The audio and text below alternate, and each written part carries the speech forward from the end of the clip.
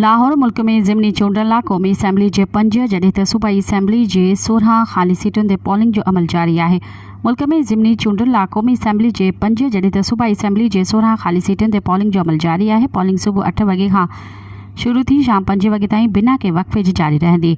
Election commission हसास polling station में 413 खे ए categories ऐं 1507 खे बी कैटेगरीज़ में ऐं 1094 खे सी कैटेगरी में डिक्लेयर कयो आहे, जिते सिक्योरिटी खे सख़्तु कयो वेंदो। ज़िमनी चूंडनि दौरान मुख़्तलिफ़ शहरनि में सियासी पार्टियुनि जे कारकुननि में झेड़नि जा बि इतला आहिनि।